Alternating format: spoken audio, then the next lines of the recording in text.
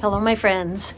Welcome to Lindy's Magpie Reads. This is my first recent reads wrap-up of 2025. I've got a great bunch of books to tell you about. But first, I want to talk about natural dyeing that I have been doing lately and some kitchen stuff. So, if you're mostly interested in books, there are timestamps. You can just skip down below to that. So some of you know that I like to play around with natural dyes. And I talked about this on my channel before. Back in February of 2023, I used kitchen scraps to dye some alpaca wool. And now I am planning to actually knit something out of that yarn because I'm going to visit my sister on her farm in the Yukon for 10 days. I'm leaving in less than a week from now. And the two of us are going to have our own knitting retreat, just hanging out at the farm. So, before I used this yarn, I needed to make sure that it's all going to be color fast. When you go through all of the trouble of knitting something, you want the colors to stay the same, or to know what to expect out of the colors anyway. And one of the dyes that I used was the soaking water from black beans. And I got such a lovely shade of sort of lavender gray blue. I was delighted with it, but I suspected it would not be color fast. So I did wash tests on it. I took a section of the yarn and I washed it 6 times, and a lot of the color left. But even if I was knitting something or weaving, creating something out of this yarn that I wasn't planning to wash very often, I also discovered that it's not light fast, and that's even worse because within a month, a section of the yarn that I had left in sunlight had really faded and you couldn't see much of the color anymore. So, sadly, I knew that I needed to re-dye this yarn. And I knew this, way back in early 2023, shortly after I dyed it, when I did all these experiments. But I finally got around to re-dyeing that particular skein of yarn. And I used cochineal, got this gorgeous purpley color that I'm very, very happy with. And I also rewashed all of the skeins because I wasn't sure if I'd done a final wash or not. I was just making sure that there wasn't any extra color that was going to come out in the wash once I knitted up a garment. So I am ready to start knitting once I get to the Yukon. You'll be hearing more about that in future episodes. But I also want to mention that the idea for using kitchen scraps I got from this natural dye book, Natural Palettes. That's by Sasha Dewar. And one whole chapter on here is about using kitchen scraps. You can see the gorgeous photos that she has and results that she got from different things like avocado pits, and one of the yarns that I've dyed is done with avocado pits. Get a lovely shade of pink from them. It's so cool. So also in the kitchen, I want to talk a little bit about some special cooking that I've been doing. I always have fun coming up with stuff in the kitchen. And around Christmas time, I made cranberry sauce. And for the first time, I also made cranberry curd.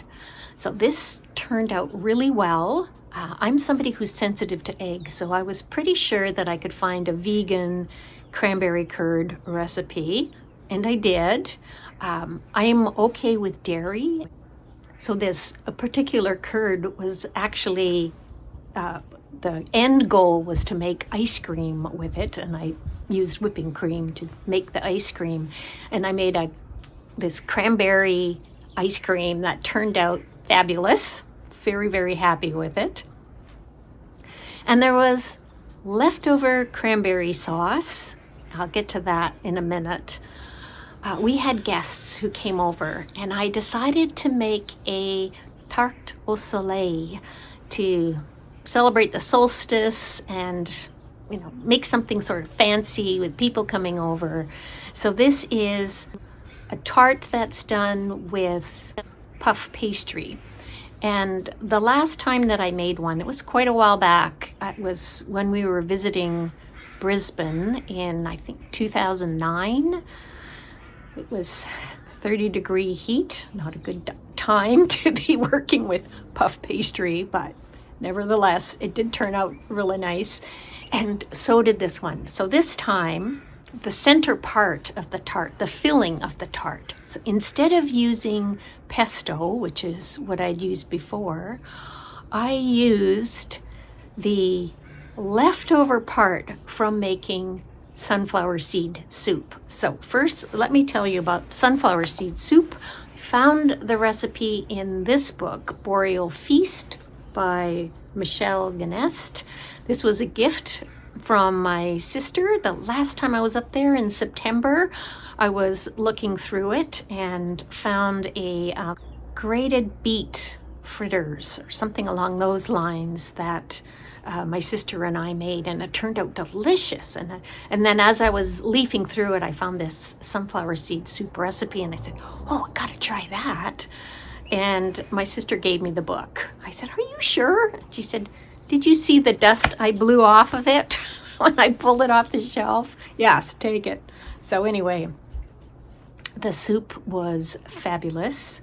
After you cook the onions and the toasted sunflower seeds together in a vegetable broth, you blend it and then strain out the sharper bits. So that the more solid part that I strained out, I use that as the filling in the tarte au soleil.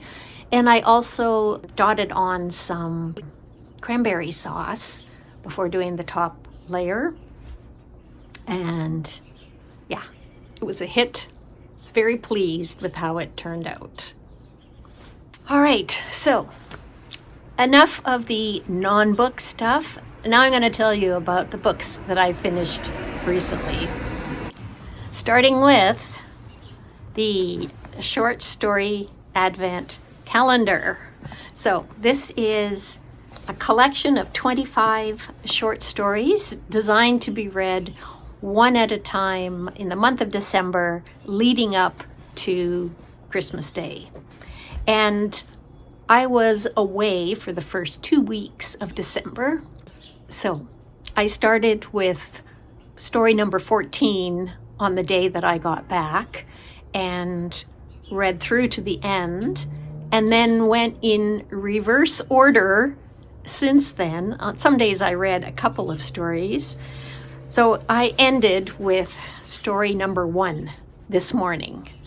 And I have to say that as somebody who has read the short story Advent calendar pretty much every year in the 10 years that they started doing this is Michael Hingston, who's the editor, and the designer who puts together this fabulous object is Natalie Olsen.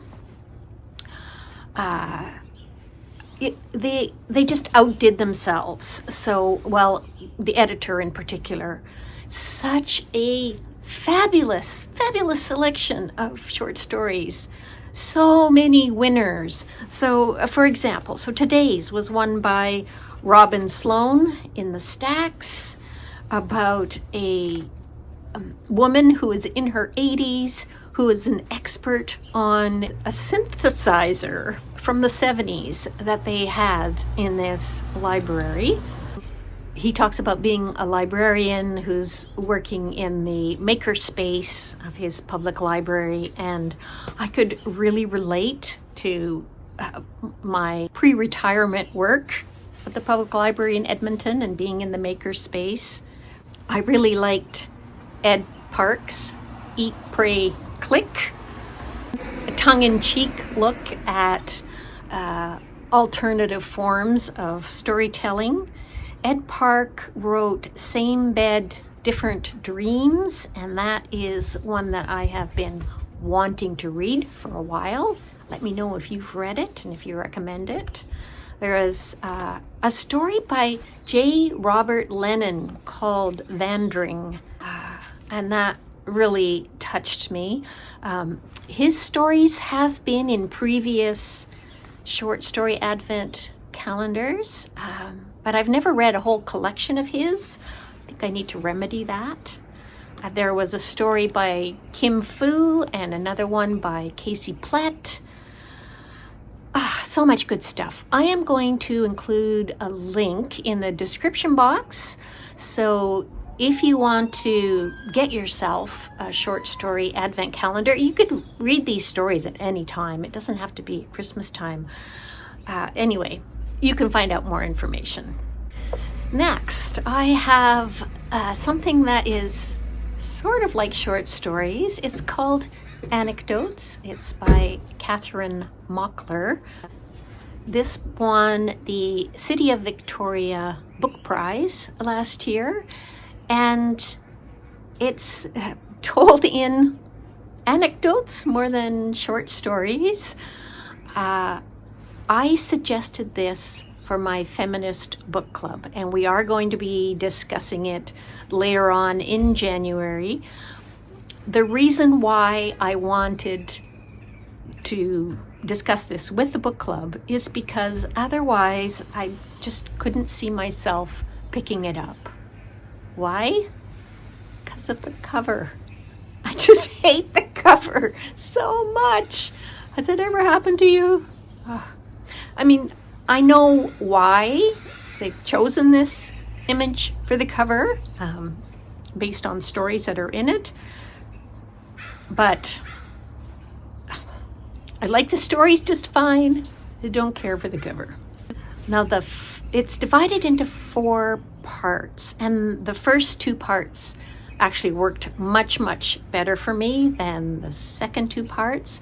The final part is a series of conversations between the future and the past, just short little interactions between them. And then there's a section that's like a conversation. You can see the style. But the first 2, those really struck a chord with me. So the first section, called The Boy is Dead,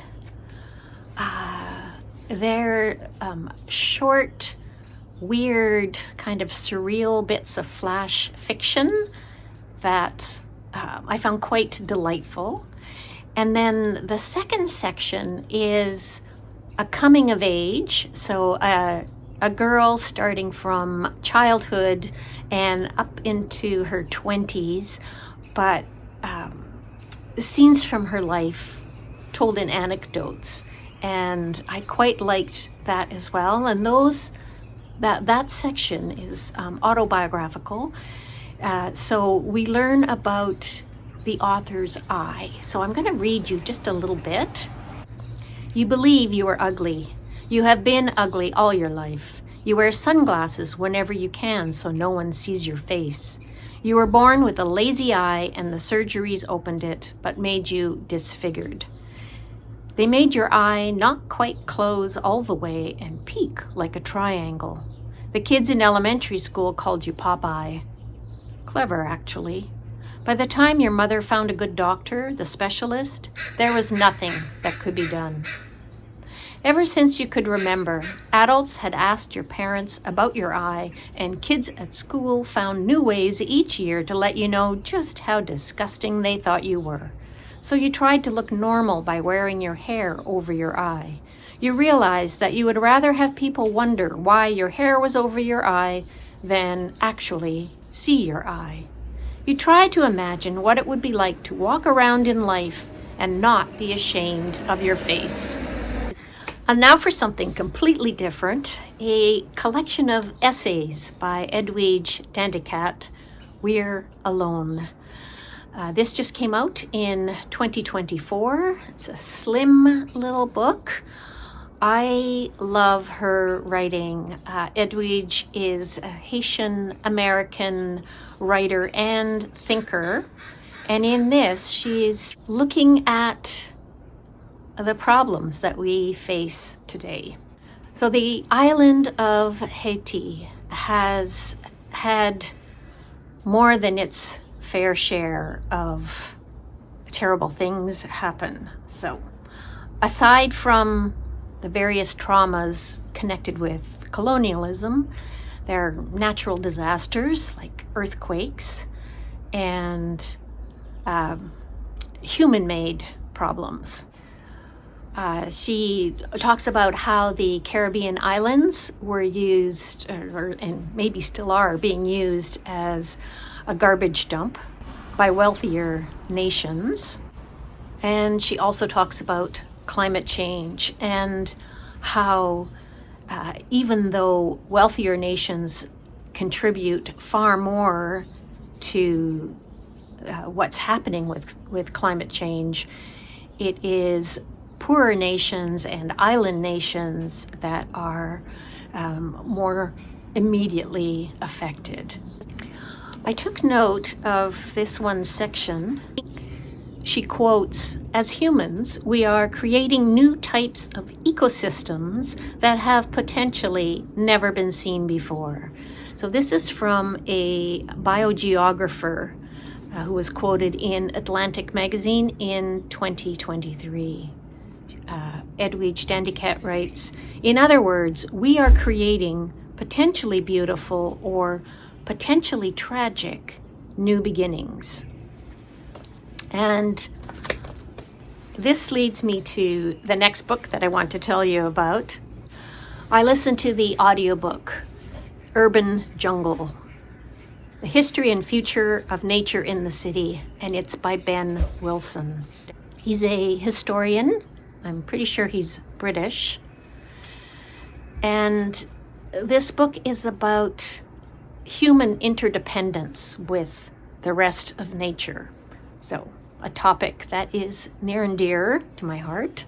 There were so many passages that I flagged and then later transcribed from the audiobook. Oh, just so much interesting stuff. So, here's just a little bit. Dr. Jennifer Owens, this was back in the 1950s, she observed that there was more wildlife in her own little urban backyard in London than there was in the same amount of space in a jungle in Uganda that she had been studying. So over the course of 30 years, she documented species in her back garden and looking at plants, insects, and vertebrates of all kinds. She found 2,644 species, and she acknowledged that she was not able to count tiny flies and soil organisms and all of that. But she was able to estimate that 9% of all of the species in Britain were there present in her little garden. So this leads to Ben Wilson talking about how urban spaces have an incredible amount of biodiversity. You would think that in agricultural areas, there would be more, but no. And I could sum it up by saying the most common form of agriculture now is monoculture over giant expanses. So one kind of crop being grown, hedgerows removed so that large machinery can go through large spaces. Pesticides and herbicides are used. So this affects so many other species, birds and insects, small mammals. Anyway, cities are the place where wildlife is finding refuge. And biodiversity strategies that have in the past been focusing on pristine natural spaces have been overlooking all of this biodiversity that is present in cities. But that's changing. For example, some time ago, Berlin did a survey of all of the trees growing in the city, but they didn't count weedy species like tree of heaven. And the mention of that particular kind of tree, an ailanthus, just tied in so neatly with a book that I recently finished reading, A Tree Grows in Brooklyn by Betty Smith, and that is the species of tree that's referred to in the title. So one of the reasons why there's an increased number of species in urban environments is because of something that's called the heat island effect. The temperature in the center of urban areas can be somewhere between 2 and 12 degrees warmer than surrounding areas. And that's because concrete and pavement hold heat, and large buildings block wind. There are fewer frost days in cities.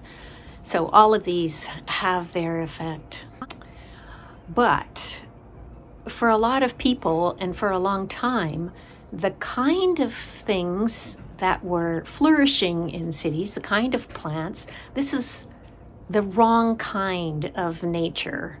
Well, not just plants, but animals also, foxes, rats, deer. So what has also been happening is a change in aesthetics. So instead of looking at wild spaces as places that are derelict and full of weeds, people are starting to notice that there's a lot of wonder to be beheld in these spaces, and a lot of beauty as well. He also talks about the importance of signage. So I've seen this happen right here in Victoria. There's one area where they've done a wild meadow, and the person who is responsible for it, the biologist there, he told me that initially there were a lot of complaints by people in the area. This looks too ugly, especially over the winter. And once they put up a sign explaining that it was a native plants meadow and the importance of biodiversity, people were fine with it. And there's another area along the roadside leading over the biggest bridge from the community where we live in Vic West into downtown Victoria. It's called the Blue Bridge. And they've planted with wild plants. And initially, my friends told me that people did not like the looks of it. But now they've got signs, and people are interested in, oh, what's this wild plant? What's this? And oh, yeah, that does look nice. So, yeah, it's something that I'd also experienced back in Edmonton. My front garden was no lawn, lots of native species, shrubs and trees, and I had to do a lot of education. There were people who complained. I had to fight city bylaws. Anyway, it's definitely in the more feral parts of cities where there is more room for biodiversity. So not in manicured city parks.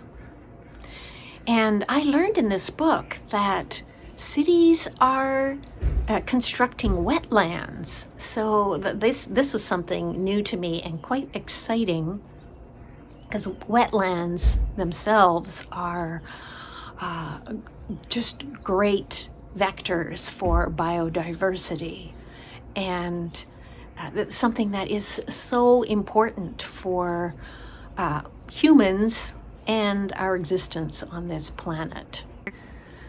The chapter where he talked about trees, so much great stuff there. Ben Wilson mentions that the oldest known human-planted tree in the world is a Bodhi tree in Anuradhapura in Sri Lanka. And I have seen this tree. I was fortunate enough to be on a Canada World Youth Exchange to Sri Lanka back in 1978, and we did go to Anuradhapura.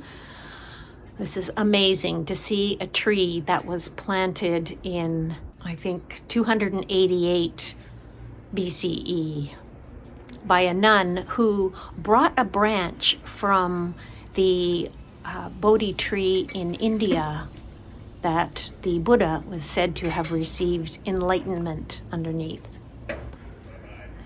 There are examples from around the world in this book, from Australia, Europe, North America, and Asia.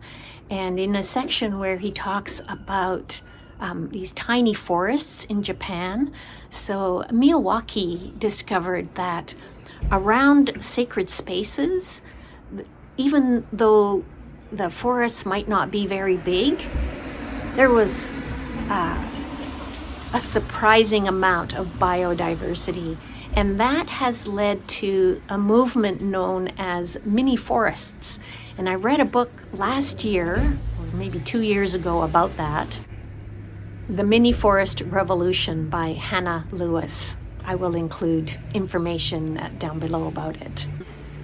At the end of this book, Wilson says, climate change is an urban problem.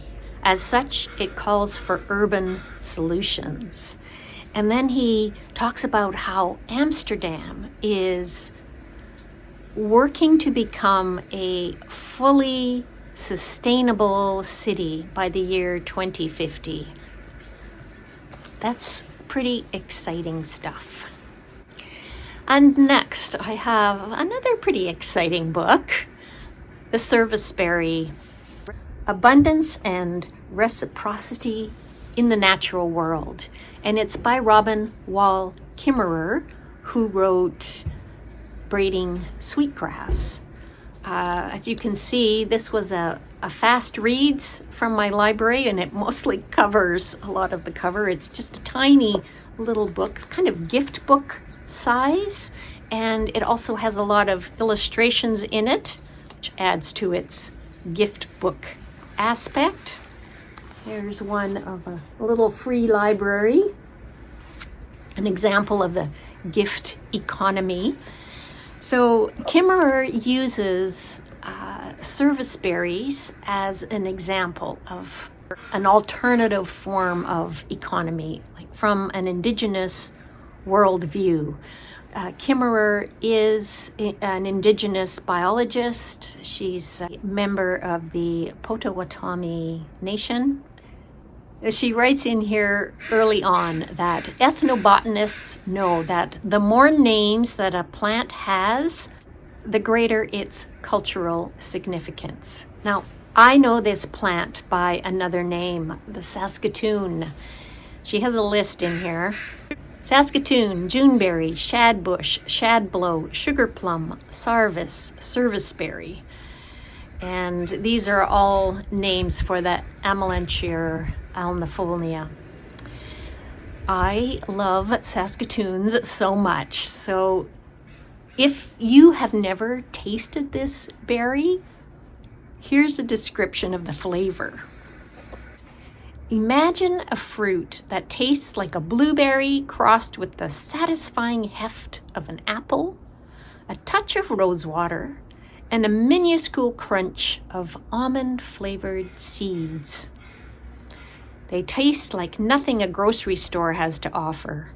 Wild, complex, with a flavor that your body recognizes as the real food it's been waiting for. Thinking I need to plant some Saskatoons in the back garden at this house. So the central message is pretty much summed up on the back cover. All flourishing is mutual. And just within this small book, looking at how we can do things differently, the way that our economy is currently not working. We're using up more of the world's resources than can be replenished. We need a different system. Gift economy. This is the possibility that seems so doable. An example that Kimmerer's students gave her about a gift economy, and you people watching this are all familiar with it.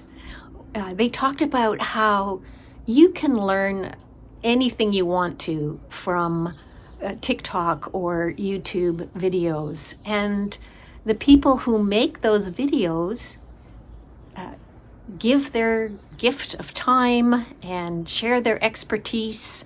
So that's a great example of the gift economy that kind of warmed my heart as a creator here on YouTube.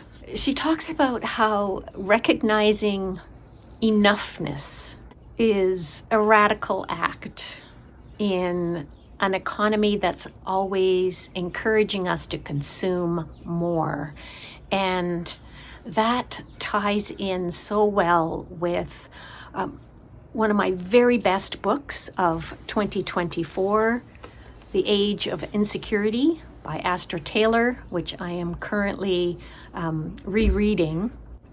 And Kimmerer also talks about agents of cultural transformation, or tools to change the system.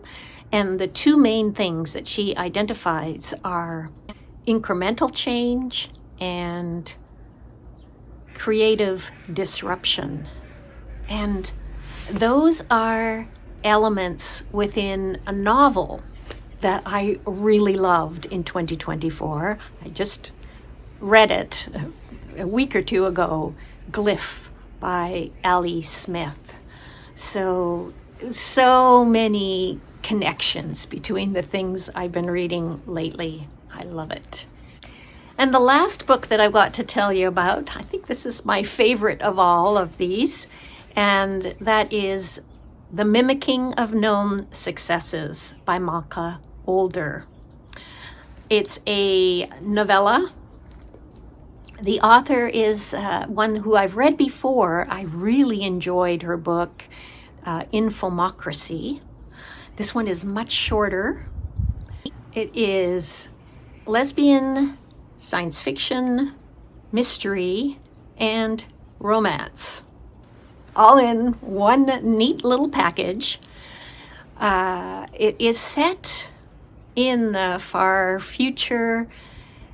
The Earth's ecosystem has totally collapsed, and so humankind has set up colonies on these rings that they've constructed around Jupiter. We've got two main characters, a woman who's an investigator and another woman who is a scholar studying documented evidence of the Earth's ecosystems. So there's this other scientist who has disappeared, and Mossa is investigating, and she gets her friend to help her out with this. I was so wrapped up, I couldn't read anything else until I had finished it. So this was a one-day, practically one sitting read for me. I loved it to bits. And the reason I picked it up is because it was the #1 book for Mara of Books Like Woe. I will link her channel down below. I had started this project of reading the best books of other booktubers. So I kept track of a whole bunch from 2023, and I've been slow to get to them all because now I've got a whole bunch more books added to my TBR from Booktubers Best of 2024. But anyway, Mara, thank you so much for talking about this because it's fantastic. And her best book of 2024 is one that I want to get to sooner rather than later. She listed The 100 Years' War on Palestine, A History of Settler Colonialism and Resistance, 1917 to 2017 by Rashid Khalidi as her best book of 2024. Definitely going to read that. And Sean of Sean Breathes Books had Minor Detail by Adania Shibli amongst his best books of 2024. I've been meaning to get to that. I'm determined to. Another Palestinian book. There is a new book coming out in February by the Egyptian-Canadian Omar El-Akkad.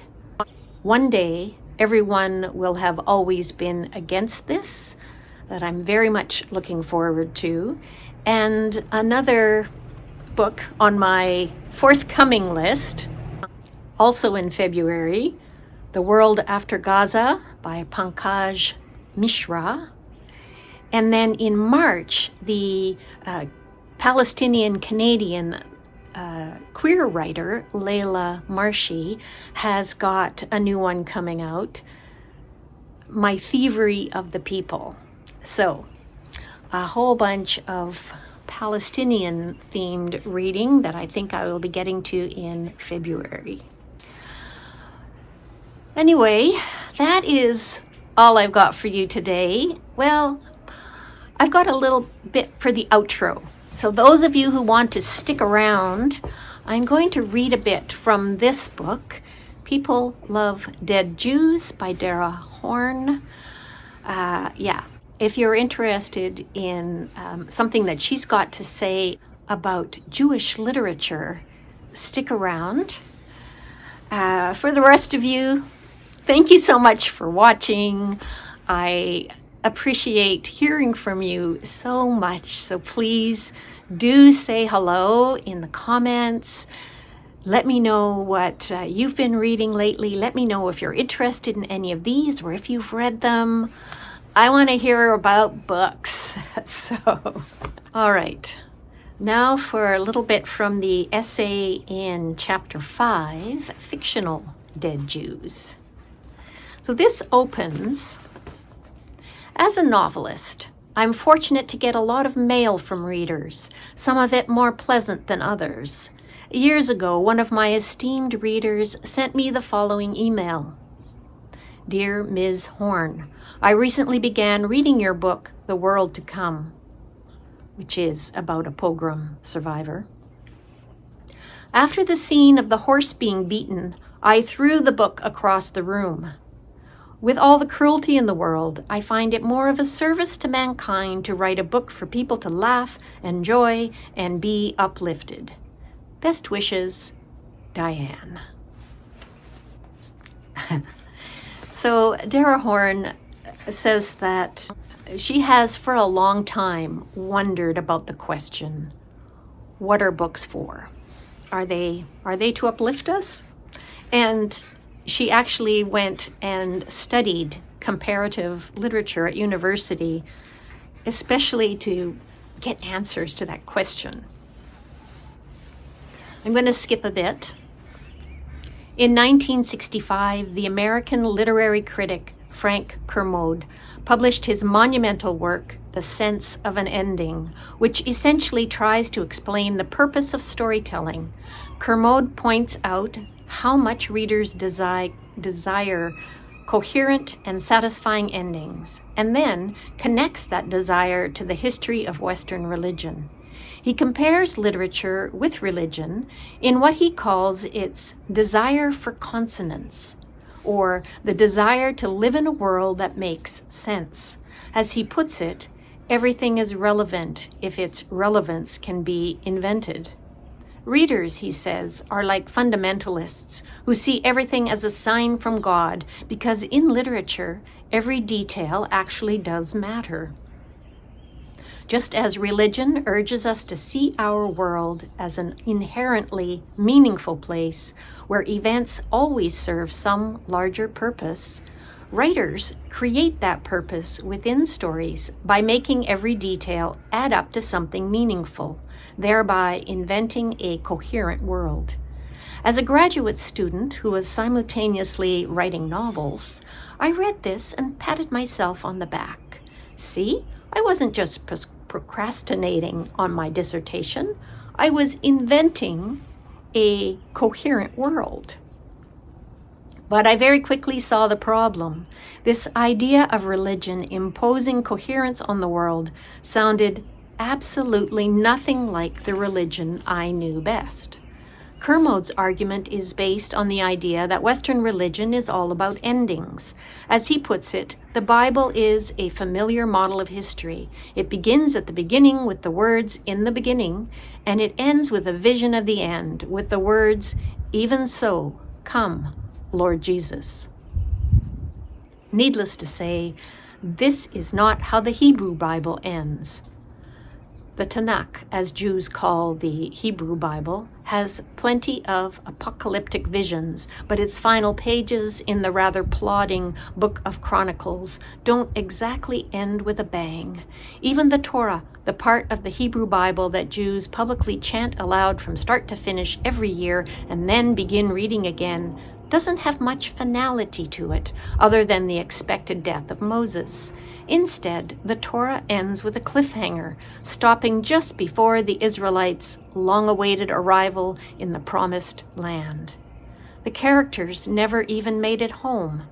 It slowly dawned on me that Kermode's idea of religion giving us an ending isn't universal at all. It's Christian. I'm going to skip a bit more. Kermode's idea of literature actually is for English language readers. Think about how what we expect from the endings of stories, not just Denise, which he quoted at the beginning, but all of us. We expect the good guys to be saved. If that doesn't happen, we at least expect the main character to have an epiphany. And if that doesn't happen, then at least the author ought to give us a moment of grace. All three are Christian terms. So many of our expectations of literature are based on Christianity, and not just Christianity, but the precise points at which Christianity and Judaism diverge. And then I noticed something else. The canonical works by authors in Jewish languages almost never give their readers any of those things. Doesn't that make you so curious about Jewish literature? Or is it just me? I read this book a couple of years ago and loved it. Highly recommend it. I just had it out from the library again because I wanted to reread some portions, like that part that I shared with you. So, those of you who stuck with me for this extra bit, thanks very much. I'll see you all soon. Bye for now.